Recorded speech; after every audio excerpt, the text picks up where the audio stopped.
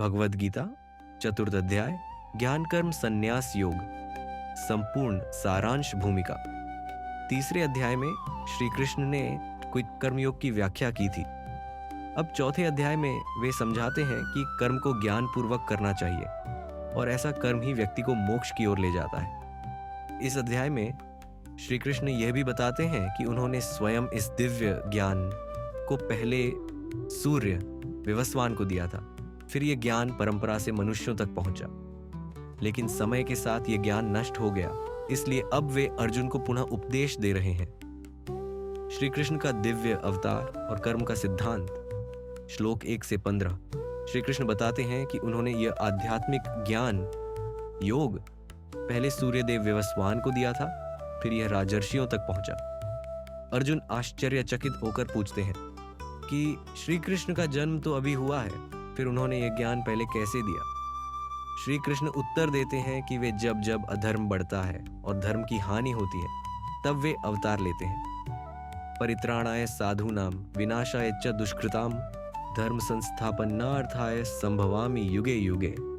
श्लोक 4.8 अर्थ, मैं सज्जनों की रक्षा, दुष्टों के विनाश और धर्म की पुनः स्थापना के लिए प्रत्येक युग में जन्म लेता हूँ।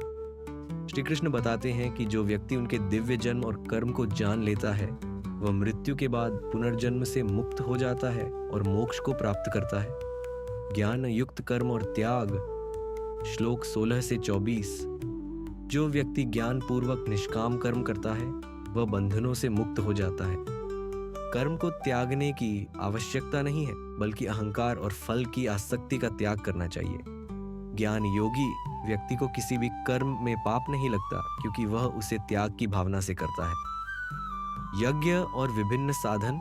श्लोक 25 से 33 श्री कृष्ण बताते हैं कि यज्ञ त्यागमय कर्म कई प्रकार के होते हैं। ज्ञान यज्ञ ज्ञान की आराधना, तप यज्ञ संयम से जीवन जीना, स्वाध्याय यज्ञ वेदों का अध्ययन, योग यज्ञ ध्यान और साधना। सबसे श्रेष्ठ यज्ञ ज्ञान यज्ञ है, क्योंकि यह व्यक्ति को जन्म मृत्यु के बंधनों से मुक्त करता है। सच्चे ज्ञान की पहचान। श्लोक 34 से 42 श्री कृष्ण बताते हैं कि सच्चे ज्ञान को प्राप्त करने के लिए विनम्रता और श्रद्धा आवश्यक है। व्यक्ति को किसी ज्ञानी गुरु के पास जाकर सत्संग और आत्म जागृति का प्रयास करना चाहिए। जो व्यक्ति सभी प्राणियों में एक समान ब्रह्म को देखता है, वही ज्ञानी कहलाता है। अंत में श्री कृष्ण अर्जुन से कहते हैं कि वे संदेहों का त्याग करें और उठकर कर्म करें। इस अध्याय से मुख्य सीख, भगवान का अवतार धर्म की रक्षा के लिए होता है। कर्म का त्याग नहीं, बल्कि कर्म में आसक्ति का त्याग करना चाहिए। सच्चा यज्ञ ज्ञान यज्ञ है, जो आत्मज्ञान देता है। अज्ञानी व्यक्ति संदेह से ग्रसित होता है, इसलिए आत्मज्ञान ही मोक्ष का मार्ग है। निष्कर्ष, चतुर्थ अध्याय में श्री कृष्ण कर्मयोग को उच्च स्तर पर ले जाते हैं और बताते हैं कि ज्ञान युक्त कर्म ही मुक्ति का साधन है। वे अर्जुन को आदेश देते हैं कि वे अपने संदेहों को त्याग कर धर्मयुक्त युद्ध करें।